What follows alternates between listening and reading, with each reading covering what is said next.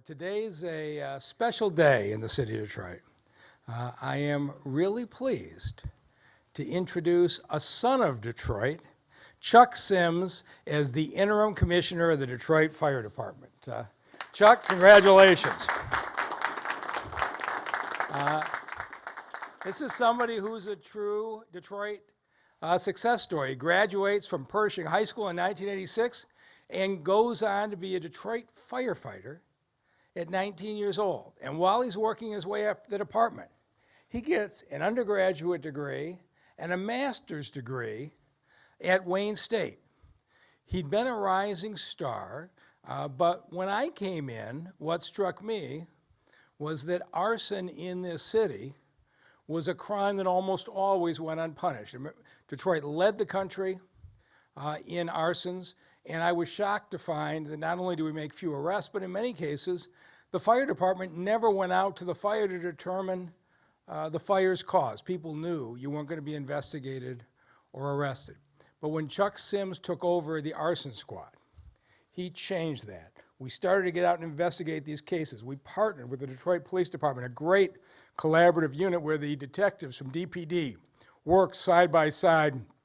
The arrests increased dramatically, the investigations increased dramatically, and we now have half as many arsons as we did when I started. Part of that is certainly the demolition program. A big part of that is that the Detroit Fire Department and the Detroit Police Department have shown that we can change expectations. And for all the years where children, the week of Halloween, would see nothing but flashing yellow lights in what we called Angels' Nights, and it was a message they had to be worried about homes in their blocks burning, that's been gone the last few years. We've just been doing Halloween in the D like every other city in the country. Chuck Sims went on to be second deputy commissioner, running several divisions, and is just won the respect of everyone. And so we're at the point now where I was looking for a commissioner who really was a career firefighter, who would have the leadership team regularly in the firehouses talking to the men and women and being in touch with what was going on, who would be celebrating the heroism that we see so many times from our firefighters and EMTs, and who could also deal with the stresses with the employee assistance program that firefighters uniquely have to endure. And so as I was looking for the right candidate to do this, I got a chance. We're in a different situation where we were 5 or 6 years ago. There's a whole lot of strong management team in the Detroit Fire Department today. I was really pleased at the management talent that was here. There were a number of strong choices for commissioner. And so I'm going to do this as I always do. We're going to name Chuck Sims as the interim commissioner. We'll do a national search over the next 6 months. We'll compare him against the best candidates that we get from around the country. And I'm very optimistic when this town gets a chance to know him and see how he does in the department, that he's going to have great success. So with that, let me introduce the new commissioner, Chuck Sims.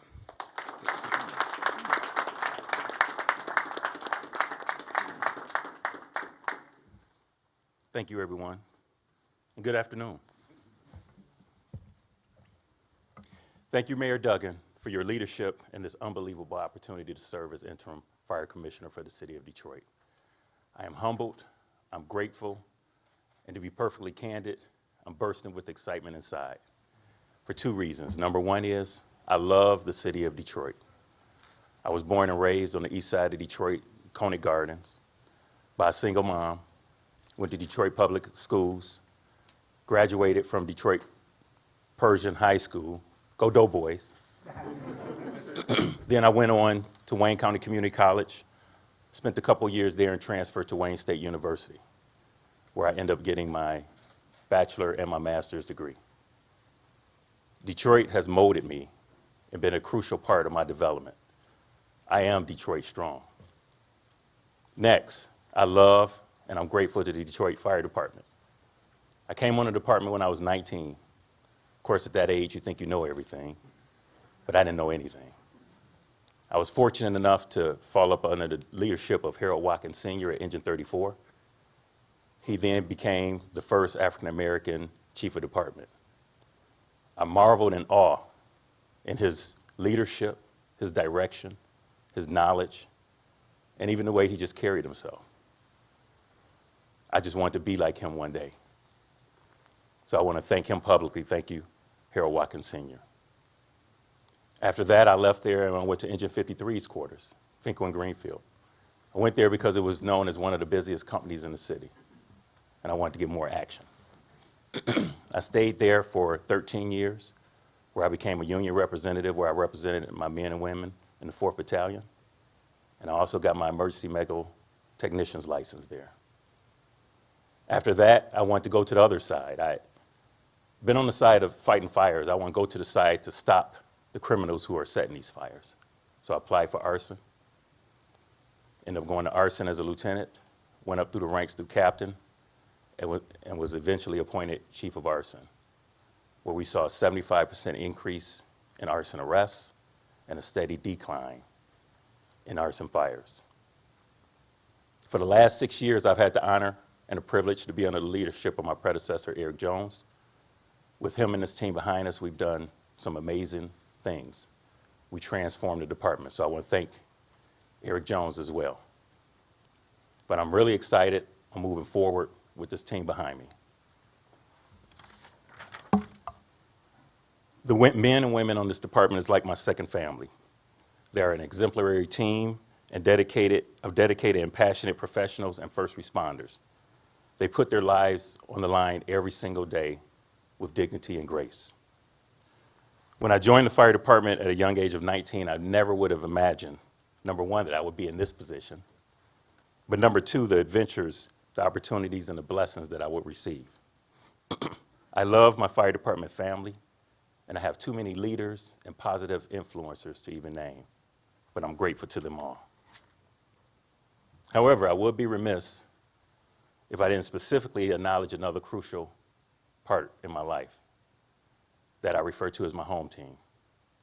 That includes my wife of almost 30 years and my 2 adult sons. They are my heartbeats, my safe haven, and they just make me feel good when I get home. I believe that too much is given, much is required. I understand and I appreciate this opportunity to lead this amazing department. Yesterday, we celebrated the legacy of a great man, Dr. Martin Luther King Jr. He once shared, life's most persistent and urgent question is, what are you doing for others? Many in the fire department know my mantra as a leader, and it will always be my mantra, is that what's best for the citizens of Detroit. So I will begin this interim assignment as fire commissioner with the following main objectives.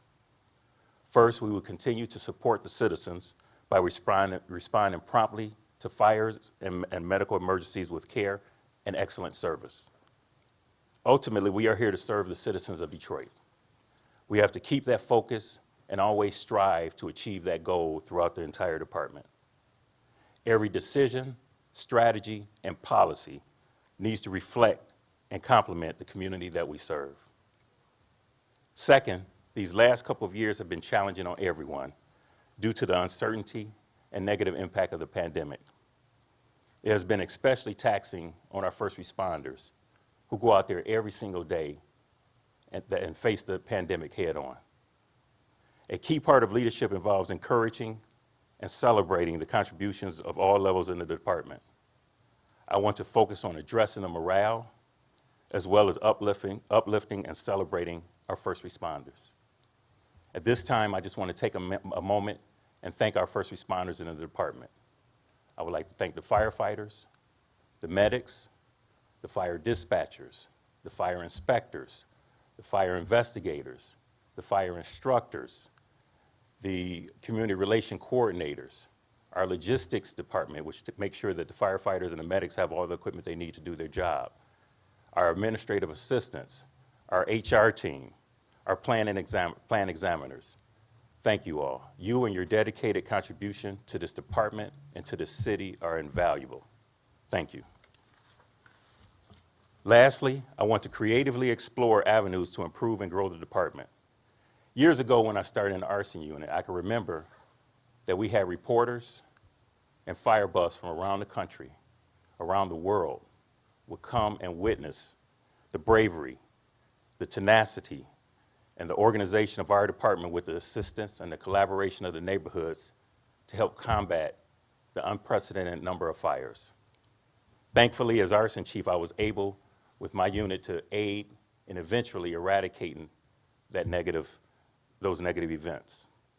But I share Angels Night because the Detroit Fire Department has a national, even international, reputation of grit, courage, and bravery. We must capitalize and expand on this notoriety of being a first-rate department that is highly respected by all other fire departments around the world. In closing, it is my privilege to lead this department, which has given so much to me. I would do my best to make the leaders who poured into me proud and to model leadership principles and inspire my fellow members beside me. Most importantly, I want to continue to do what's best for the citizens of Detroit. Thank you.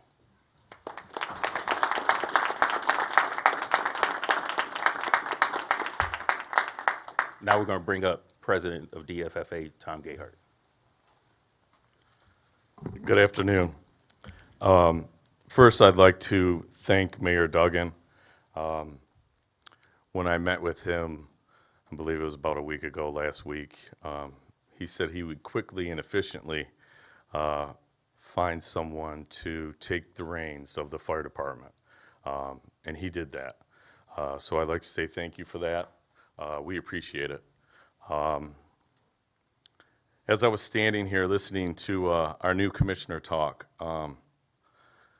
I said, wow, what a thankful person. He didn't forget one person as he came through the ranks that helped him. Says a ton about this man. I've been able to work with him the last 6 years as I was on this union executive board. He's a leader, and I'm hopeful he's going to keep us going in the right direction. I'm looking forward to working with him, and I can't say enough about his leadership and how thankful he was today for everything. So I congratulate you, Commissioner Sims. Thank you very much.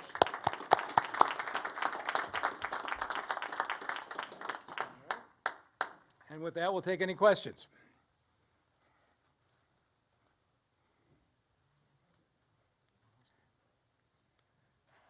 Good afternoon. Congratulations.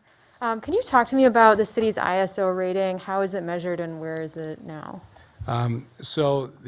There's somebody here who's an expert in the ISO, but the answer is it's a whole lot better, and Detroiters' home insurance rates are down. Who here is the greatest expert in ISO? Derek, come on up. Can you spell your name for me, please? Yep, Derek, D-E-R-E-K, then Hillman, H-I-L-L-M-A-N. All right, go ahead. Thank you. All right, so we were previously a 4, and now we are 2. So that was the best improvement by any large city in the nation. So and that was a team effort. We had training, we had the water department, operations, communications. Everybody was involved in that. And is it a yearly rating? You can request it, or it can be on a 3-year term. And what does the city currently do? Is it a 3-year term or is it yearly? We're going to try to do it in the next year. In the next year? Okay. We're going to try to get better than a 2. We're going to try to get better. We're going to do a 1. That's the goal. Very few cities in America are a 1. That is correct. Okay. Thank you for that. I appreciate it. Yep. And then Mayor Duggan, what's decision time frame for you? What are you hoping to, or when are you hoping to decide on a full-time? You know, we're going to explore this spring the best national candidates out there. We're going to look at how the department is running and make a decision. So I'm not on a fixed time, but I think you saw what happened with Chief White. He came in as an interim. There was a process that took a period of months that evaluated the best people nationally, and it was virtually unanimous that we had the best person here. That's the way it works out ideally, and I'm going to give Commissioner Sims the same opportunity. So he doesn't have interim powers, he has full powers. He's going to be able to put people in what jobs he wants, give them the assignments they want, and prove that he can keep the direction we've been going, keep it going the same way. And so, but we'll make a decision next 3 to 6 months. Okay, and just to be clear, this is the top job in the department. This is the top job in the All right, department, just to be yes. clear. Thank you, appreciate it. Jim, they let you out again. For someone who had a mild case of COVID a couple of weeks ago, what's COVID doing to the ranks of the fire department and the medics? How thin is that making your resources out on the street?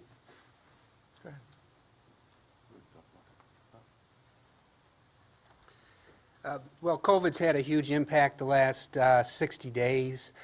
We are currently on a downward trend. We have answered every call. We will continue to answer every call.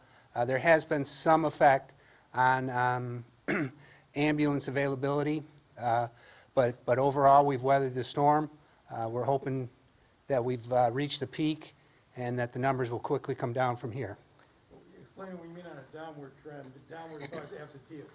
Correct. They're over the last 2 weeks, we've recovered 20% of the workforce that has been off duty. We're seeing the same thing in both the police department and the fire department. So I would say in the last week or so, the numbers coming back, even with those leaving, and now we have more coming back than are leaving. Whether we have peaked in this state or whether there's another surge coming, we'll know in the next 2 or 3 weeks. But for the last 10 days or so, the trends have been good. Can you give us some idea of numbers and impact? You know, we've heard some sort of anecdotal information, but how many, can you give us a percentage of fire, police, medics who have been out over the course of the last 60 days, the Somebody time have a rough reference he gave percentage? us? What would you guess? About 16%. So we've been running about the same in the police and fire, and we've covered through overtime, of course, on the fire side, since we've trained the firefighters as medical first responders. We've had support that we would not have had 4 or 5 years ago. And private ambulance has probably been picking up 1 out of 10 cases. So the service has been good, but the folks here have been having to do a lot to continue to deliver that service. So 16% fire, what was the number for medics, please? And sir, can you identify yourself for us? No, that's the overall department. About 16% was the peak. Do you differentiate medics No, and fire? no, we track them all together. Robert Distelrath, that's R-O-B-E-R-T, D is in Detroit, I-S-T-E-L-R-A-T-H. I'm Second Deputy Fire Commissioner. Common spelling, thank you. Anybody else? Any other questions? Hello. There have been some incidents in the media where the fire department has been under some scrutiny. What are you going to do to restore that trust and faith in the public? Well, I think we've gone a significant way, but I'm going to let the new commissioner talk about what he's going to do. So any type of complaint or anything that comes in, we're going to handle it internally and make sure that we answer all the questions that the complainee is having. We will, as far as installing trust back in the community, I'm going to be out there with my team every day. We're going to, our community relations division, we're going to beef them up, and they're going to be out there at block club meetings, at city council meetings. So we're going to restore the trust. And first of all, I didn't know that people had distrust in the fire department, but if they do, we're going to restore that trust. That's one of our first main goals. Real quick, Commissioner Sims, congratulations. Thank you. All right, thanks for the time. What's the first thing you really want to tackle? You mentioned in your comments morale, and do you feel the dual role? Is the dual role, is that working right now in your opinion? The dual role is working. Morale is the biggest part that I want to tackle first, just because, like I said, because of the pandemic, our firefighters and medics and the rest of the department, they've gone through so much. And I think we could have supported them a little bit more. So that's going to be my main goal with me and my team, to get out there and talk to them.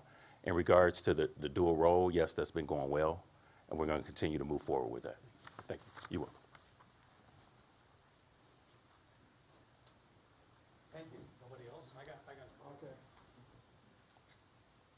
only let him have one turn. Well, I didn't want to get in anybody you want else. this to wrap up? Mr. Mayor, I just have a couple of questions for you. I'm going to get my money's worth, as you know. Tomorrow morning, Andre Spivey is going to be sentenced in front of a federal judge for his corruption. He pled guilty to conspiracy to commit bribery. Yeah, I'm not going to comment on that. You're a former prosecutor. How much time should he do? I'm not going to comment on that. What else would you like to talk about? Why is that? Because I am not the prosecutor now, and I'm not commenting on it. He's been one of several cases tied to the towing scandal. What would I'm be your not message to the debating city? it. I'm not debating it with you, John. I'm just not commenting on it as a court proceeding, and it's going to play itself out tomorrow. There have been some reforms announced by Police Chief White back in November. What's the status of those and fixing the corruption that's been tied to these towing contracts? Well, I think we've been really pleased that the Board of Police Commissioners did what we asked them to do, which is divorce themselves entirely from this process. And I think, as you know, there was a practice carried over from the previous administration where the Board of Police Commissioners gave out permits as opposed to competitively bidding the work.